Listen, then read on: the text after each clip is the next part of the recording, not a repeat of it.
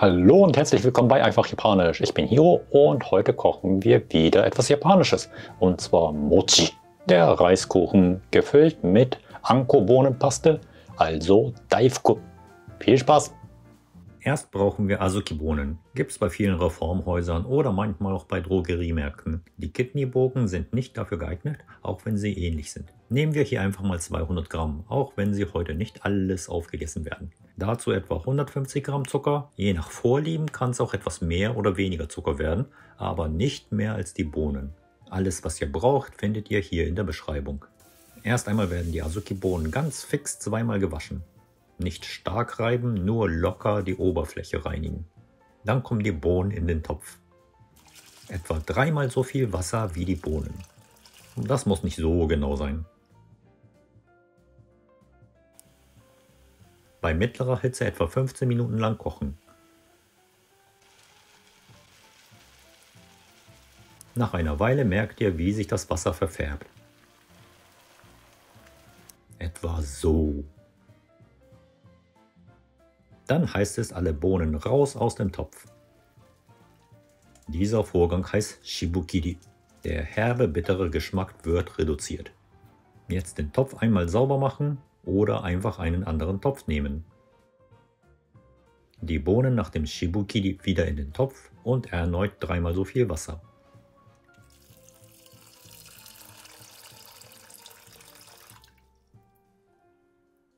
Ab jetzt ungefähr bei mittlerer Hitze ca. 30 Minuten lang köcheln. Diese Mikroblasen an der Oberfläche immer wieder entfernen. Warum? Weil die etwas bitter schmecken. Die Mühe lohnt sich am Ende.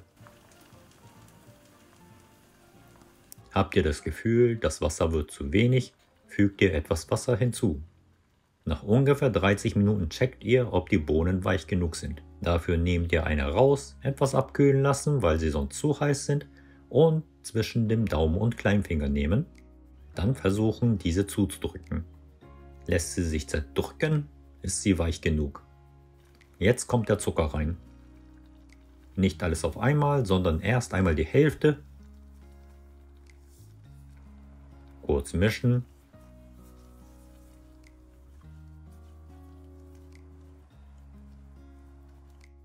Dann die andere Hälfte mischen.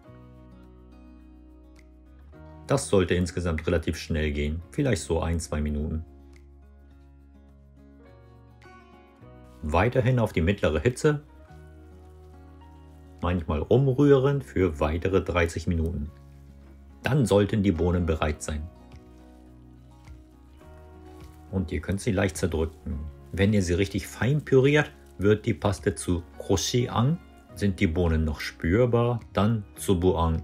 Ich mag Tsubu-an, da ich die Bohnenkonsistenz noch spüren möchte. Das könnt ihr aber selbst entscheiden. Wer mag, kann auch hier eine Prise Salz hinzufügen. Dadurch wird die Anko-Paste noch ein bisschen süßer.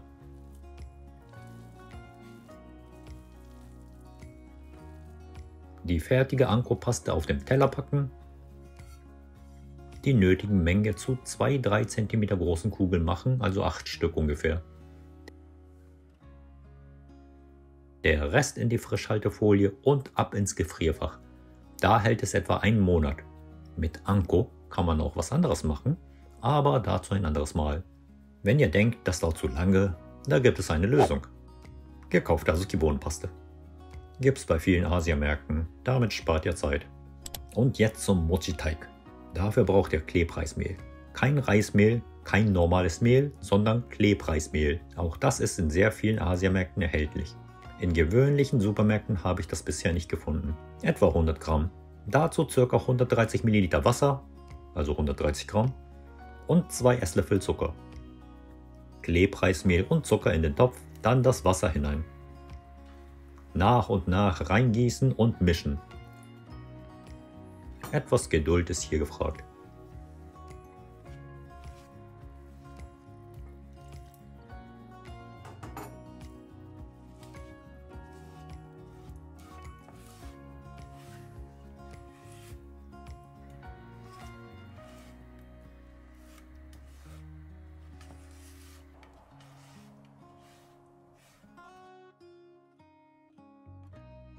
Bei mittlerer Hitze gut mixen. Circa 3-4 Minuten könnten ausreichend sein. Dann wird es sehr klebrig und das Ganze wird zu einer großen Masse. Und jetzt eine andere Methode ohne Topf. Die gleichen Zutaten in eine mikrowellenfeste Schüssel rein, mischen.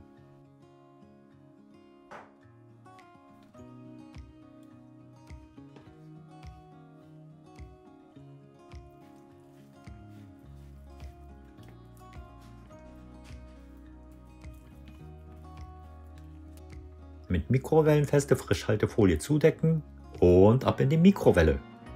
Etwa 4 Minuten bei 500 Watt. Danach rausholen, mischen, mischen, mischen. Fertig. Wenn die Masse fertig ist, kommt sie auf eine Arbeitsfläche mit Kartoffelstärke drauf.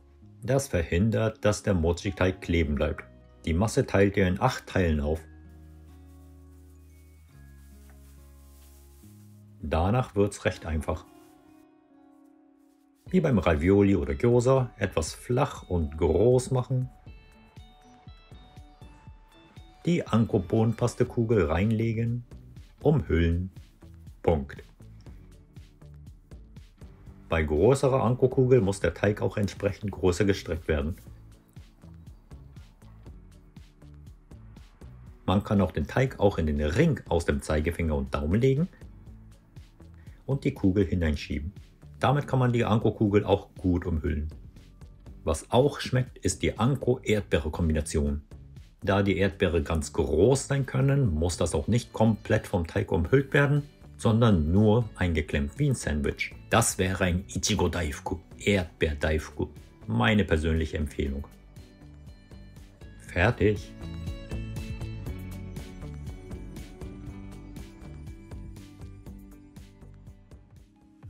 So, das waren die Basics zum Thema Mochi bzw. Daifuku.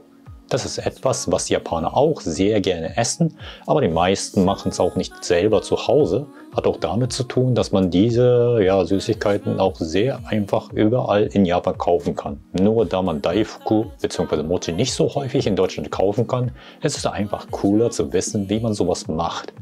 Es geht ja ziemlich einfach, oder? Gibt es noch was Japanisches, was ihr gerne selber zubereiten wollt? Schreibt gerne in das untere Kommentarfeld hinein. Ansonsten bedanke ich mich bei meinen Mitgliedern und ihr könnt auch gerne bei meinem Merch-Shop vorbeischauen. Wir sehen uns beim nächsten Mal. Japanisch kochen ist ziemlich einfach, oder?